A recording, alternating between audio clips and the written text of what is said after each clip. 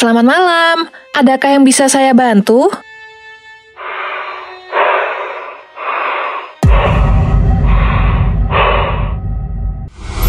Riri, kumpulan dongeng dan cerita anak.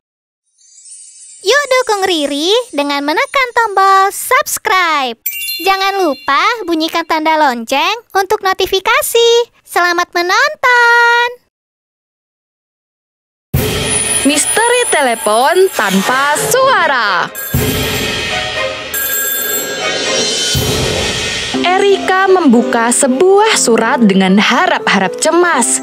Ia mengharapkan kabar baik dari sebuah hotel mewah yang berada di kota tempat tinggalnya. Apakah aku sedang bermimpi? Akhirnya aku bisa bekerja di hotel mewah itu. Hari pertama masuk, Erika ditempatkan di bagian resepsionis. Posisi itu merupakan impiannya karena ia suka sekali bertemu dan melayani banyak orang. Tak hanya itu, Erika juga merupakan gadis yang selalu bersikap ramah pada siapapun. Tak heran jika pihak hotel bersedia menempatkannya pada bagian tersebut. Pada waktu istirahat makan siang, Ethan, senior Erika bertanya, "Kapan kamu mendapatkan jadwal berjaga malam, Erika?" Aku harus menunggu selama 1 bulan dulu, baru bisa mendapatkan jadwal jaga malam. Memangnya ada apa, Kak? Ethan dan semua koleganya pun tersenyum. "Tidak apa, ada kejutan yang menantimu. Akan kami ceritakan jika kamu sudah bekerja di tempat ini selama 1 bulan. Namun, sebaiknya kamu mencari tahu tentang cerita seram yang ada di hotel ini terlebih dahulu." Sesampainya di rumah, Erika langsung menuju ke gudang untuk mencari koran-koran lama yang disimpan oleh neneknya. Ia menemukan 1 lembar koran yang menuliskan tentang hotel tempat ia bekerja. Para tamu hotel kerap diganggu oleh sosok tangan yang keluar dari kaca, serta tangisan misterius dari langit-langit kamar. Mengapa seram sekali ya? 1 bulan telah berlalu. Hari itu adalah hari pertama Erika berjaga malam. Ini adalah pertama kalinya aku berjaga di malam hari. Semoga semuanya baik-baik saja. Malam itu, Erika tidak berjaga sendirian, melainkan ada Ethan yang menemaninya. "Aku pergi ke toilet dulu. Kau tunggu sebentar di sini ya. Jika ada telepon yang berbunyi pukul 2 pagi, kamu tak boleh mengangkatnya. Sama sekali tidak boleh." Mengapa begitu, Kak? Namun, Ethan tak menjawab pertanyaan itu. Ia langsung pergi meninggalkan Erika begitu saja. Kenapa ya? Saat ini jarum jam menunjukkan pukul 2 kurang 10 menit. Apakah benar pukul 2 nanti telepon akan berbunyi?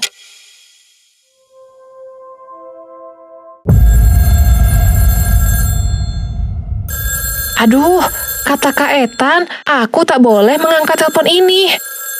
Namun, telepon itu tak mau berhenti berbunyi. Lebih baik aku mengangkatnya. Jika telepon ini dari seorang tamu, bisa-bisa aku dimarahi oleh atasan karena mengabaikannya. Selamat malam, adakah yang bisa saya bantu?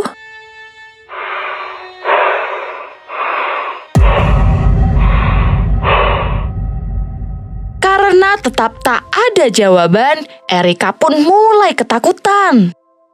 Erika sontak teringat pada cerita seram seputar hotel tempat ia bekerja. Kamu pasti hantu yang berada di hotel ini, kan? Tolong jangan ganggu aku lagi. Aku sedang bekerja.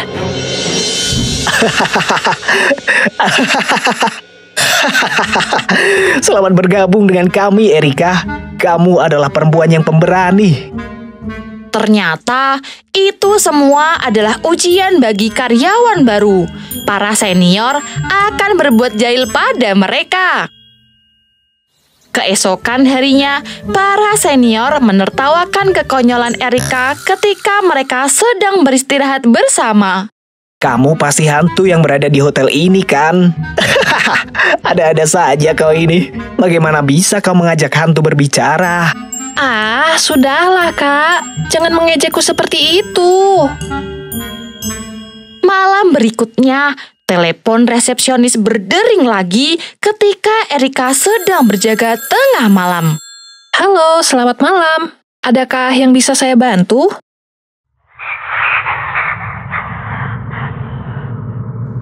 Erika mulai panik. Ia kemudian menoleh ke arah jam dinding. Oh, sudah pukul 3 dini hari. Jadi, telepon ini pasti bukan dari hantu. Jangan bercanda, Kak Ethan. Aku berjaga sendirian. Sayangnya, tidak ada suara Ethan ataupun senior lain yang menjawab.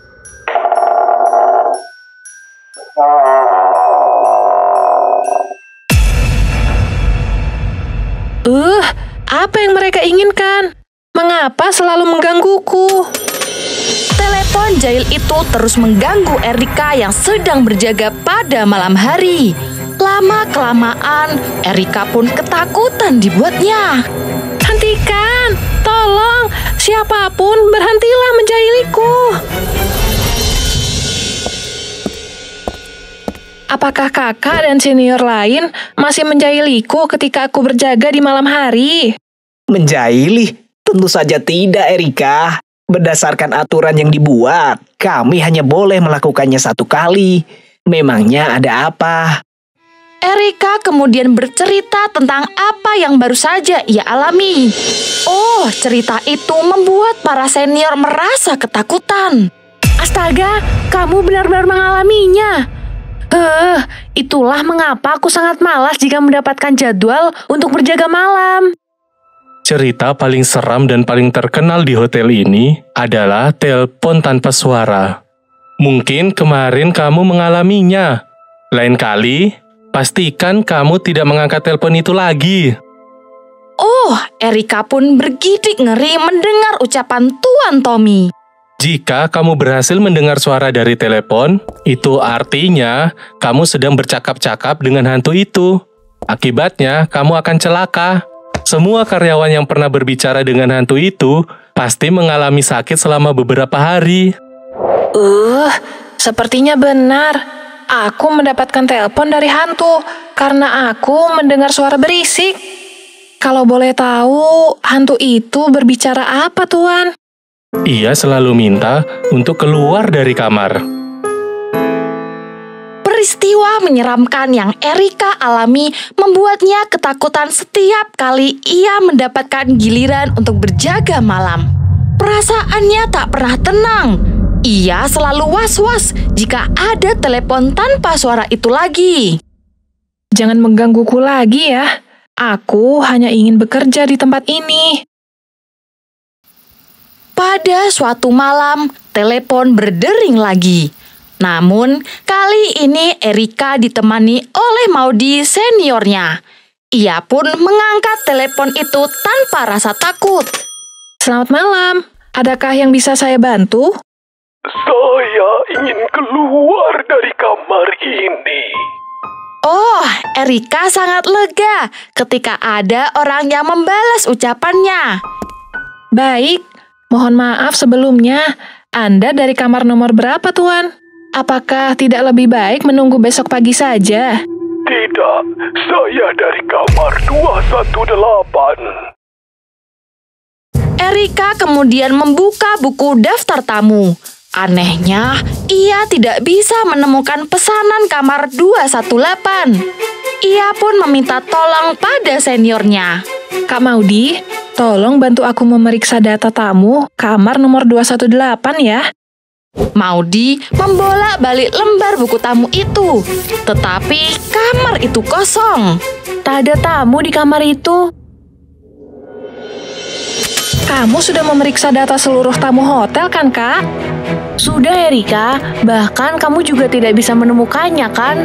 Kamar 218 itu benar-benar kosong. Telepon berdering lagi. Kini giliran Maudy yang mencoba mengangkat telepon itu. Selamat malam, ada yang bisa dibantu? Saya ingin segera keluar dari kamar 218 ini. Tolong saya. Erika dan Maudy pun ketakutan. Mereka berlari meninggalkan ruang resepsionis dan menuju ke ruang Pak Dallas selaku manajer hotel. Apa yang terjadi? Mengapa wajah kalian pucat sekali? Kami baru saja mendapatkan telepon dari kamar 218. Padahal kamar itu kosong, Pak. Pak Dallas, Erika, dan Maudy akhirnya melakukan pemeriksaan ke kamar 218. Benar saja, kamar itu kosong. Tak ada tamu yang menginap di sana. Anggap saja ini adalah pengalaman baru untuk kalian. Jika ada telepon dari kamar ini, abaikan saja ya. Baru saja Erika dan Maudy kembali ke meja resepsionis, ada telepon lagi dari kamar 220. Selamat malam. Saya mendengar suara orang berteriak dari kamar 218. Berisik sekali, membuat saya tak bisa tidur. Tolong bantu tegur tamu itu ya. Oh, Erika dan Maudy yang berjaga di malam itu menjadi semakin ketakutan. Teror dari kamar 218 seakan tak berhenti mengganggu. Erika dan Maudy berusaha menenangkan pikiran sembari menunggu matahari terbit. Beberapa jam lagi, malam mencekam ini akan usai. Keesokan harinya, Erika jatuh sakit. Ia mengalami demam tinggi selama 3 hari. Tubuhnya menggigil sehingga tak memungkinkan untuk bekerja. Diminum dulu obatnya, Cu.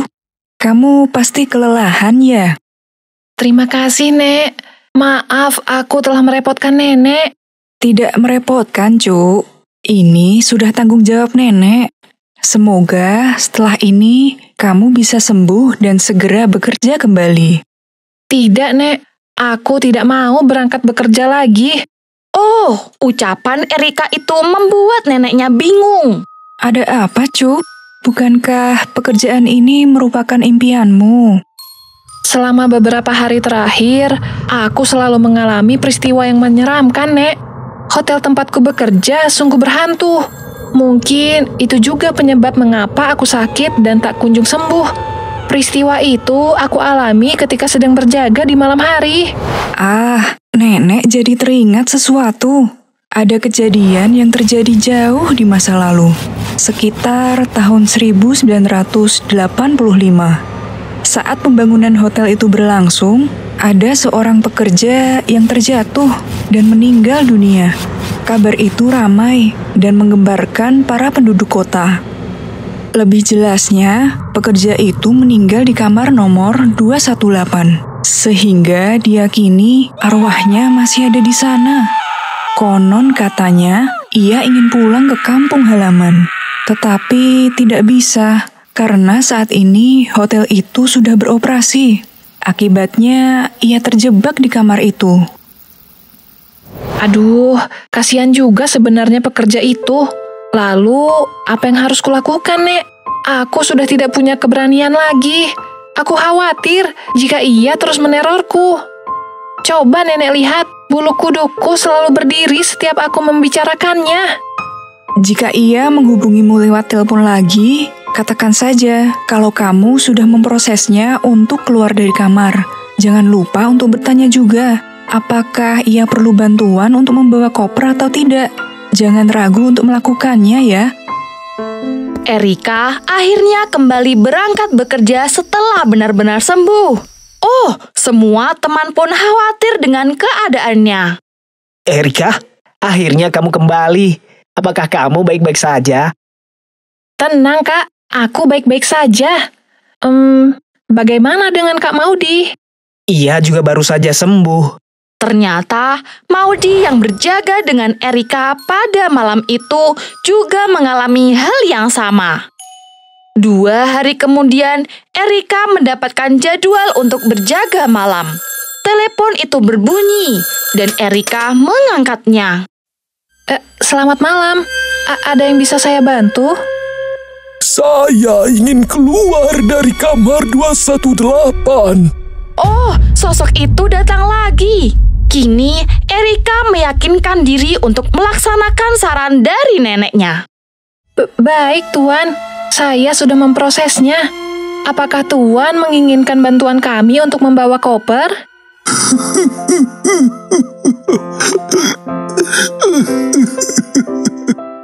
Ia menangis karena selama ini tidak ada yang bersedia mengeluarkannya dari kamar 218. Iya, tolong bawakan koperku. Erika mengajak satu pelayan hotel untuk menuju ke kamar 218. Ia sudah menjelaskan lebih dulu agar pelayan itu tak kebingungan. Kemudian berpura-pura membawakan koper sambil mengantar kepergian si hantu. Selamat jalan. Sejak saat itu, tidak ada lagi gangguan telepon tanpa suara di malam hari. Pihak hotel juga membuat keputusan untuk menutup kamar 218 sementara waktu. Selamat malam. Apakah ada yang bisa saya bantu? Saya tamu dari kamar 220. Tolong bantu tenangkan tamu di kamar 218. Gaduh sekali. Saya tak bisa tidur. Oh, apakah itu artinya kamar 218 tetap berhantu?